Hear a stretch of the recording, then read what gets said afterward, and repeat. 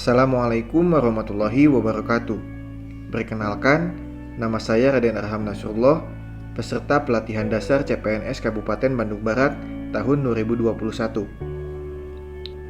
Dalam rekaman suara kali ini, saya akan mengulas materi tentang Wall of Government.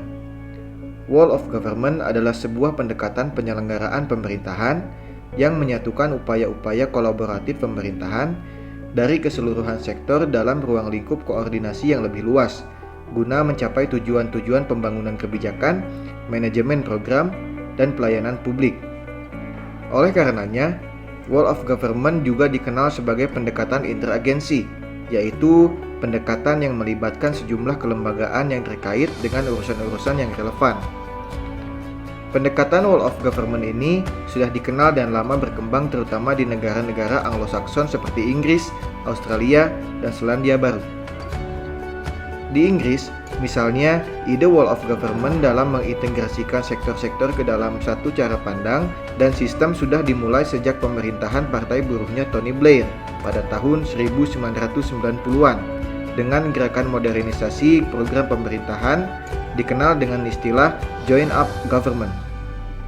Dalam pengertian ini, Wall of Government dipandang menunjukkan atau menjelaskan bagaimana instansi pelayanan publik bekerja lintas batas atau lintas sektor guna mencapai tujuan bersama dan sebagai respon terpadu pemerintah terhadap isu-isu tertentu. Terdapat beberapa alasan yang menyebabkan mengapa Wall of Government menjadi penting dan tumbuh sebagai pendekatan yang mendapatkan perhatian dari pemerintah. Pertama, adalah adanya faktor-faktor eksternal seperti dorongan publik dalam mewujudkan integrasi kebijakan, program pembangunan dan pelayanan agar tercipta penyelenggaraan pemerintahan yang lebih baik. Kedua, terkait faktor-faktor internal dengan adanya fenomena ketimpangan kapasitas sektoral sebagai akibat dari nuansa kompetisi antar sektor dalam pembangunan. Ketiga, khususnya dalam konteks Indonesia, keberagaman latar belakang nilai, budaya, adat istiadat, serta bentuk latar belakang lainnya mendorong adanya potensi disintegrasi bangsa. Terdapat beberapa cara pendekatan Wall of Government yang dapat dilakukan, baik dari sisi penataan institusi formal maupun informal. Cara-cara ini pernah dipraktekkan oleh beberapa negara, termasuk Indonesia, dalam level-level tertentu.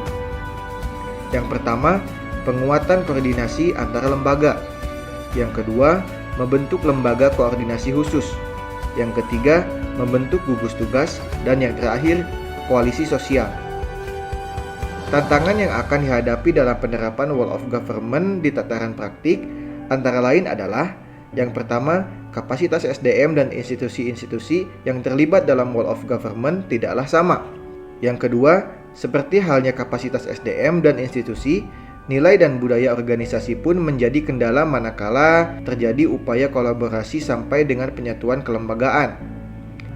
Dan yang terakhir, kepemimpinan menjadi salah satu kunci penting dalam pelaksanaan Wall of Government.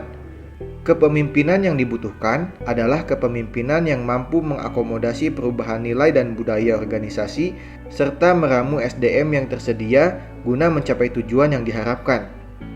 Mungkin itu saja ulasan materi kali ini. Saya Raden Arham Nasrullah. Terima kasih. Wassalamualaikum warahmatullahi wabarakatuh.